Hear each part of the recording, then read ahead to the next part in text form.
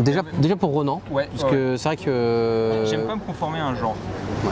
Donc, et puis il faut le dire, c'est une idée qu'on a depuis très longtemps. Ouais, le Roi des Ribauds, moi c'est vrai que c'est quelque chose que j'ai trouvé au tout début quand on a commencé à travailler ensemble, donc entre 2003 et 2004. C'était l'époque où j'ai lu Les Rois Maudits et aussi Game of Thrones un peu dans la même période. Et le Roi des Ribauds, voilà, j'ai découvert ce personnage-là en lisant Les Rois Maudits. Donc très vite, j'ai senti que c'était un personnage qui pouvait faire vraiment, un personnage romanesque d'enfer. Ouais. Et donc cette idée-là, elle est restée. On avait développé rapidement des intrigues, des choses comme ça, mais rien de plus. Et puis là, on a senti que on était prêt. On en avait vraiment envie. On a vraiment envie. Parce que Chaos Team, ayant du mal à décoller, et puis même surtout, les gens n'avaient pas vu qu'on avait changé vraiment d'univers. C'est-à-dire que pour eux, certes, on avait fait de l'Uchronie et là c'était de la SF, mais on restait dans le côté un peu bourrin, côté action, alors qu'on justement on voulait montrer autre chose. On voulait montrer autre chose, donc on s'est dit voilà, on va changer carrément de genre. Et en plus, c'est un genre qui nous convient plus, parce que c'est vrai que moi je suis très fan de polar, fan d'histoire déjà à la base, donc je suis dans un univers qui me plaît beaucoup. Et donc je suis limite plus à l'aise que sur de la SF, comme par exemple avec Chaos Team.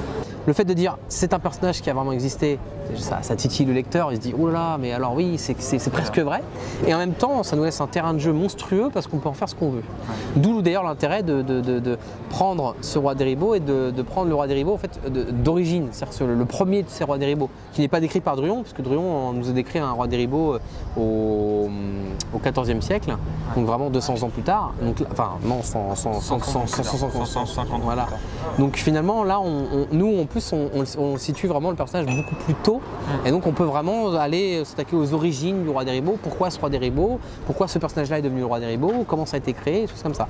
Ce n'est pas des questions auxquelles on répond dans le premier tome, mais on sait qu'on peut le faire si on veut. Voilà. On voulait un personnage ambivalent, c'est-à-dire qu'il soit capable d'une très grande générosité, d'une très grande ouverture avec certains personnages, et en même temps d'être très dur, être très violent avec d'autres. Et très effrayant. Et très effrayant. Parce qu'il fallait que les lecteurs puissent justement ça passe sur quel pied danser. On savait depuis le départ qu'il fallait que ce soit comme ça. Il faut que le personnage à première vue s'impose comme étant un des maîtres qui gouvernent les bas-fonds de Paris. Mais en même temps, dans le jeu des expressions, il fallait que je montre qu'il est capable de chaleur. Notamment dans les scènes avec sa fille et tout, qu'on commence à développer là et qu'on va développer encore plus dans la suite.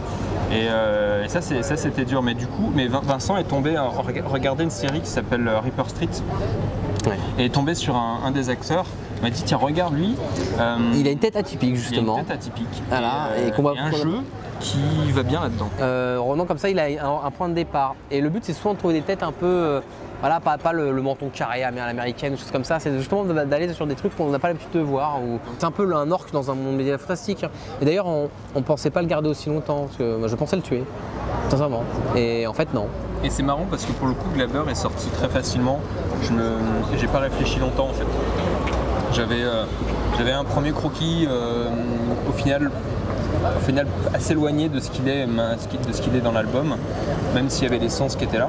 Et en l'animant, en fait, en le faisant jouer et en lui donnant envie, notamment aussi parce que Vincent y insulte fait, il y a cet ogre qui est sorti en fait. Alors Saïf, c'était voulu dès le départ parce qu'on avait besoin d'un personnage qui ne connaisse pas les tenants et les aboutissants du monde occidental.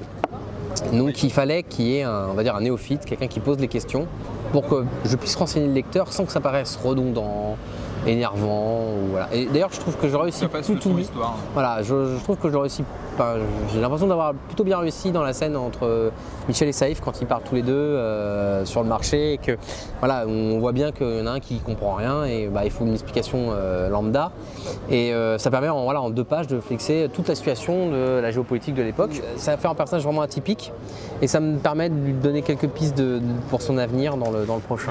Voilà, on voulait que ce soit un peu pas le rigolo, mais en fait que Michel et Saïf forment un vrai duo qui compense la noirceur du personnage principal. Parce que Michel est quelqu'un de très expansif, et il ne peut pas vraiment le faire avec le Triste Cire. D'ailleurs ils ont un statut ambivalent, c'est-à-dire que ce sont des amis d'enfance, mais en même temps le Triste Cire est devenu son chef, son maître. Et donc il y a cette relation d'ailleurs qui va évoluer, qui va avoir des difficultés à vraiment être sereine. Et donc il nous fallait vraiment un pendant avec cette amitié avec Saïf qui là pour le coup marche très bien. C'était obligé parce que le problème c'est qu'on commence avec un personnage qui est censé être très très puissant. En fait il se croit très qui puissant. Contrôle tout.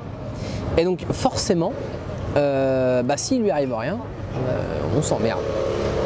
L'idée c'était de toute façon dès le départ le mettre dans la merde. Dès le départ. Il fallait qu'il lui arrive quelque chose.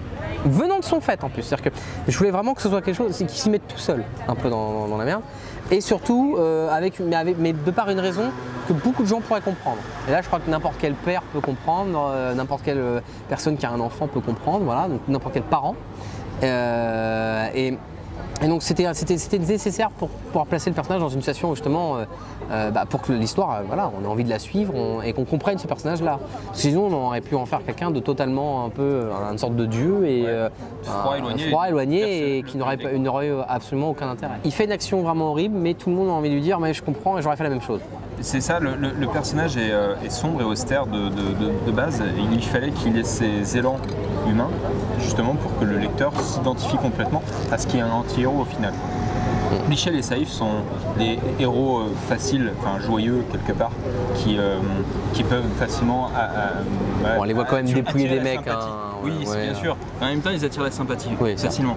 Ça. Lui, il faut qu'il attire l'adhésion du lecteur autrement. C'était comme ça qu'on pouvait... Il y avait le seul moyen, c'était ça. C'est ce qui m'intéressait, c'était de faire entrer la petite histoire dans la grande histoire, mais surtout que la petite histoire ait un impact sur la grande histoire. C'est toujours plus flatteur de se dire que ce personnage-là a failli déclencher une guerre, ou les enjeux tout de suite deviennent immenses, et ça rend la chose encore plus dramatique, donc c'est ça qui est intéressant. De plus, moi c'est une période que j'adore vraiment beaucoup, une période que les historiens appellent beaucoup la première guerre de 100 ans, qui finalement sera gagnée par la France, par le royaume de France du moins. Et donc avec un personnage qui s'appelle Philippe Auguste, qui est vraiment un roi exceptionnel par beaucoup d'attraits, et qui déjà lui est un personnage romanesque dantesque. Donc, et de par sa position, le Triste Cire, on ne pouvait pas en faire quelqu'un de puissant et que Césac n'ait aucune incidence sur la vie politique en Occident à cette époque-là. Il fallait qu'il y ait un impact pour que ce soit crédible dans sa côté et pour donner vraiment un vrai impact, une vraie puissance à notre personnage. Mais moi, en fait, je ne réfléchis à mon histoire qu'en parlant de mon personnage principal. Donc de toute façon, c'est le Triste Cire et c'est avant tout lui le personnage principal de cette histoire-là. Après, je sais que mes faits historiques sont réels, mais ils sont très simplifiés pour beaucoup, parce que c'est parfois plus complexe, ça prend des fois des mois, certaines décisions prennent des mois, c'est des jugements. C'est-à-dire que le Moyen-Âge est une époque très procédurière, avec beaucoup de jugements, beaucoup de procès. Contrairement à ce qu'on pourrait croire, c'est des fans de la paperasse et de tout ça. Déjà, il faut savoir que ce format-là, c'est un format qu'on affectionne particulièrement. Ah, on l'aime celui-là. Ouais. Dans le découpage, déjà sur 160 pages, on raconte beaucoup de choses. Et ce format-là, qu'on peut appeler format comics, c'est en moyenne 5-6 cases par page, et ça permet une grande souplesse narrative. C'est-à-dire si on va rajouter des pages, on rajoute des pages pour fluidifier la narration, pour apporter des petits trucs en plus pour la scène d'action et tout. Donc, ça permet aussi de mettre en place de manière moins cadrée, moins formelle que dans le franco-belge, les scènes comme on les veut. Donc du coup ça apporte une fluidité, ça amène une dynamique qui nous plaît beaucoup. Donc déjà on est à l'aise là-dessus. Et du coup ça amène les cadrages, la mise en scène, tout ça. On peut se permettre aussi pas mal de double pages sur la taille de l'album. On peut se permettre de perdre une double page. Tout à fait.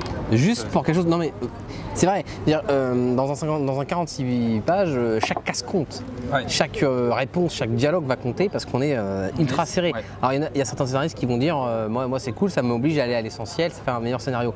Oui, ok, peut-être, d'accord, si vous avez envie. Mais le fait de pouvoir se rajouter une double page où on va pouvoir mettre un truc qui claque, ou alors avoir une discussion entre deux personnages qui n'a aucun intérêt dans l'histoire, juste à définir les personnages, à les rendre drôles ou pas, c'est aussi ça qui est fun. Je veux dire. Et aujourd'hui, les gens qui sont de plus en plus attirés et consommateurs de séries télé, justement, il y a cet aspect du personnage qui est développé, l'aspect de l'univers qui est développé pour les immerger dedans. Nous, rentrer sur ce type de format qui parle ce langage-là, c'est assez pertinent, je pense. C'est quelque chose qu'on travaille déjà depuis Bloc 109, qu'on a vraiment transformé sur Chaos Team. On avait vraiment ce format comics. Et puis là, c'est pas la maturité, parce qu'il nous reste encore pas mal de choses à apprendre, comme on en a parlé tout à l'heure dans la voiture. Mais bon, voilà, en tout cas, c'est le chemin qu'on veut prendre. C'est le chemin qu'on prend. Je pense que ces types d'albums, puis notre patte, elle est au confluent entre le comics, le franco-belge, le manga. C'est des choses que nous, on a tous lu. Donc tout ça, ça se regroupe dedans, et du coup, forcément, il y a des aspects qui parlent aux uns et aux autres. C'est la première fois que je fais un ancrage sur cet album-là. Donc un ancrage au sens commencer par travailler les contrastes de noir et blanc en premier. Avant, c'était une sorte de couleur directe ou un crayonné mis en couleur sous Photoshop. Et en fait, quand on regarde mon historique d'album, c'est tout simplement mon apprentissage de la couleur au fur et à mesure. Et donc du dessin aussi. Et donc pour celui-là, je me sentais prêt à aller sur de l'ancrage. Et pour moi, l'ancrage, ça va parfaitement sur du polar thriller, parce que justement le polar thriller, on a une ambiance assez noire, on fait du polar noir, et donc là, je voulais absolument travailler mes grands contrastes, un peu comme le fait un Eduardo Risso ou un Frank Miller, à loin, mais voilà. Je voulais une couleur qui ne bouffe pas ce noir et blanc, et qui l'accompagne au contraire.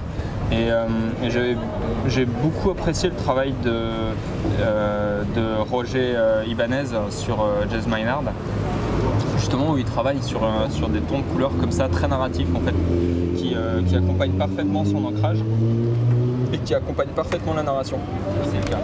J'essaie toujours de raisonner en termes de lumière et d'ombre, et de m'en tenir à ça, et de faire un petit camailleux derrière pour différencier un peu les tons sur les vêtements, les visages, les couleurs et tout, mais en tenir vraiment à là. Et c'est beaucoup plus efficace, beaucoup plus narratif, et ça immerge tout de suite. C'est une ambiance, ça immerge tout de suite.